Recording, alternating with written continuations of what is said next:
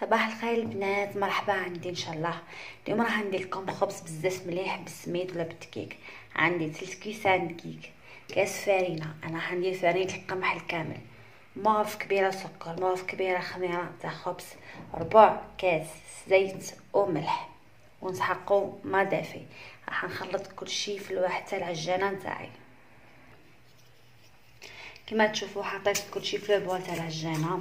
حنخلط بهذا الشكل، غير الملح راح نضيفه مع الماء دافي.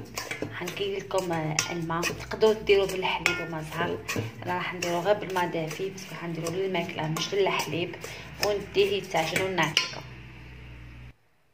هنا بالضبط ضفت كاس ونص ماء دافي، راح نديه يتعجن شويه.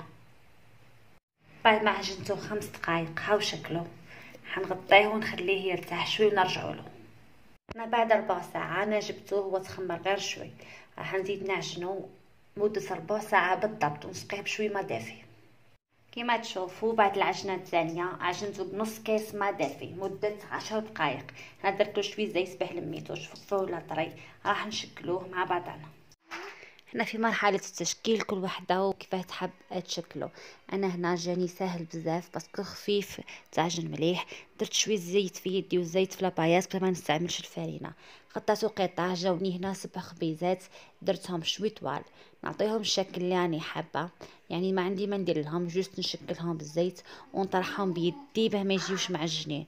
ما تخليوهش ملموم هذاك الخبز، اي خبز ديروه ديما بسطوه بكف اليد باه ما يجيش معجن الداخل. بهذه الطريقه راح نشكل كامل الخبز نتاعي. كما راكم تشوفوا الفرن راهو سخون، سخنته من قبل 220 درجه مئويه. واش حندير؟ راح ندهنو من الفوق، شوفوا كيفاه بسطو، حندهنو بصفار بيضاء. هنا قبل راح نشلحو بالسكينه، يعني حندير فيه خطوط بسكينه حاده هكذا. نخفق صفار البيضه نتاعي. واش نضيف له شويه حليب باه يمد لون مليح. بهذه الطريقه ندهن كل الخبز. من بعد عندكم حرية الاختيار، تحبوا ديروا سينوش، تحبوا ديروا جلجلان من الفوق. هنا كي نكمل هذه المرحلة نخليه غير 5 دقائق هكذا يستنى شوية يرتاح وندخلوا الفرن سخون. وانا البنات الخبز تاعي راهو واجد، جاني يهبل كيما تشوفوا. راح نقطع لكم هنا قطعة باه تشوفوا. بسم الله. هاوليكم شوفوا من تحت وشوفوا منا كيف خفيف، يعني جاي يسخف جاي يهبل. نتمنى تجربوا الوصفه نتاعي البنات ونتمنى لكم شهيه طيبه. هنا التدبيره نتاعي الثانيه اللي حنعتها لكم في الفيديو تاع اليوم هي كيفاه تكونجليو البرتقال باه تحضروا به عصير. يعني ما تعصروه ما والو، جيبوا كميه من البرتقال والليمون، نغسلوه مليح مليح، نقطعوه قطع بهذه الطريقه ونحطوه في الاكياس تاع الكونجيلاسيون. انا شريت هذه النوعيه من اكياس بزاف ملاح، يعني يتغلقوا وينفتحوا.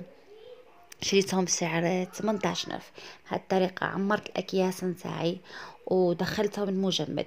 يعني مرة خلاف من جبتوهم من الكونجيلاتور تزيدوا السكر من الماء ترحيو كيما نعت لكم في فيديو تاع عصير البرتقال. هذه هي التدبيره تاع اليوم، باسكو قشر البرتقال فيه بنه كبيره وفيه دي فيتامين، يعني خير ما ترميوه. نفضل انكم ديروا هاد الطريقه. هنا راح نعطيكم بعض مشتريات الاسبوع نتاعي، يعني درت جوله خفيفه وشريت بعض حوايج تاع الاسبوع كي شاء العاده. هنا عندي عجائن، عندي سكر، عندي كسكس، سباغيتي، عندي الحبوب. انا نحب نشري العدس الاحمر، لوبيا، حمص، ارز، عدس العادي، فرينه، عندي سباغيتي، حليب، جبن، زبده.